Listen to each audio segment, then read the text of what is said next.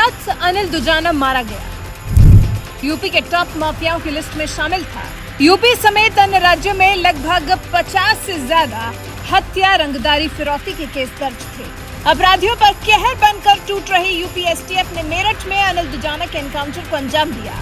10 अप्रैल को ही दुजाना जमानत पर बाहर आया था। जेल से रिहा होते ही गौतम बुद्ध नगर में अपने खिलाफ गवाही दे रहे लोगों को धमकियां देने लगा था।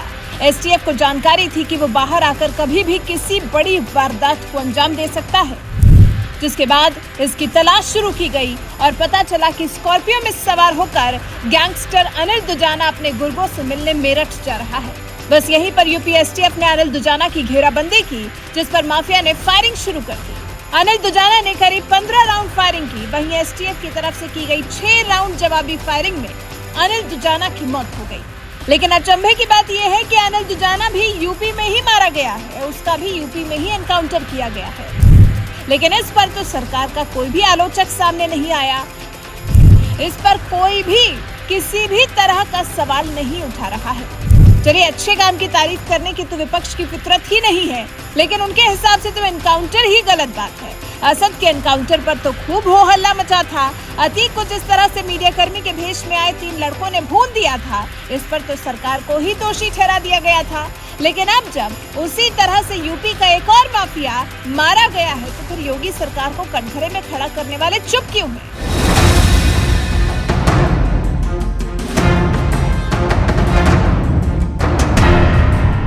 अतीक की मौत पर शोर मचाने वाले अनिल दुजाना की मौत पर आखिर क्यों चुप है?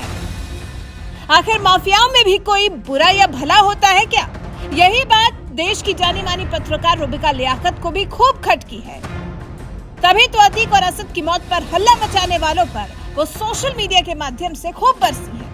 पत्रकार रुबिका लियाकत ने ट्वीट किया, लिखा है, अनिल दुजाना का एनकाउंटर हुआ है उसी उत्तर प्रदेश में जहां असद का हुआ। 21 दिन पहले उसी एक एनकाउंटर को लेकर खूब हंगामा बरपाया जा रहा था। आज किसी ने चू तक नहीं किया, आज कोई ट्वीट नहीं। वही लोग कह रहे थे अतीक और अशरफ का पुलिस की मौजूदगी में कैसे मर्डर हो गया, लेकिन टिल्लू ताजपुरिया की हत्या तो जेल में हो गई, कोई हाय तौबा नहीं। मेरा सवाल है, ऐसा क्यों? ये रोष, ये दुख, ये बयान, लोकतंत्र की हत्या वाली कविता कुछ खास मामलों में ही क्यों बाहर आती है? वहीं जब पत्रकार रुबिका लियाकत ने इस तरह का ट्वीट किया, तो फिर सोशल मीडिया पर भी कई लोगों ने उनका समर्थन किया। रामजी भाई अहीर नाम के यूजर ने लिखा, कल तो अतीक की हत्या पर रो पीट रहे थे, कह रहे थे कि लॉ मेकर हत्या कर दी, 5 बार के विधायक सांसद की हत्या कर दी, मुसलमान था इसलिए हत्या कर दी, और तो और अभी राणा अयूब यूएन तक में रोकर आई अतीक के लिए। लेकिन आज और भी एक खूंखार अपराधी अनिल दुजाना एनकाउंटर में मारा गया।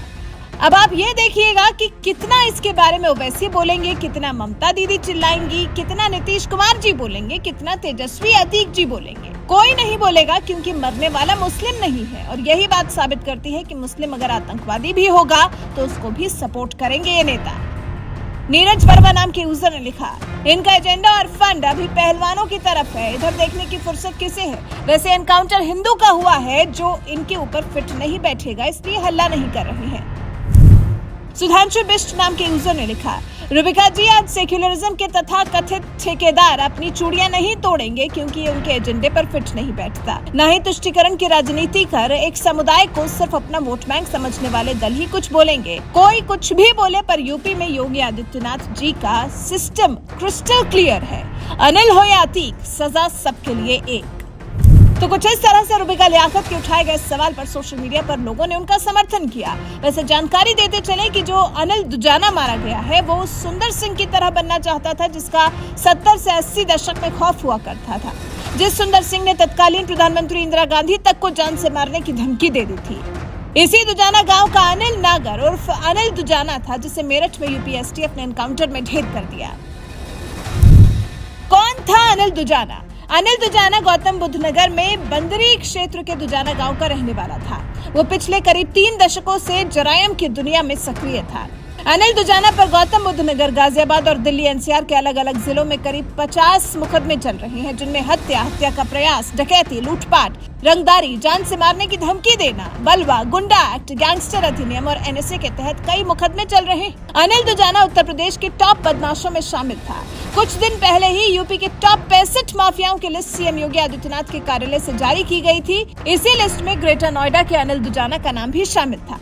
इस लिस्ट में गौतम बुद्ध नगर जिले के 7 माफिया शामिल थे, जिनमें से इस समय 6 तो जेल में बंद हैं। वहीं अनिल दुजाना जेल से बाहर आने के बाद फरार चल रहा था, जिसे यूपी एसटीएफ ने दबोच लिया और मेरठ में अनिल दुजाना का काम तमाम हो गया।